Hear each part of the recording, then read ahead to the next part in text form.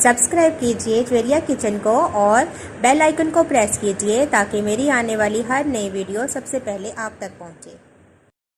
अस्सलाम वालेकुम। आज मैं आपके साथ जो रेसिपी शेयर कर रही हूँ वो बहुत ही आसान और बहुत इजी है, बहुत झटपट बनने वाली लेकिन जायके में बहुत ज़बरदस्त, बहुत यम्मी तैयार होती हैं। ये मैं बना रही हूँ क्रीमी डेट्स। तो इसके लिए मेरे पास कुछ खजूरें हैं। इस तरीके से मैंने इनके बीज निकाल दिए हैं खजूरों को कट करके।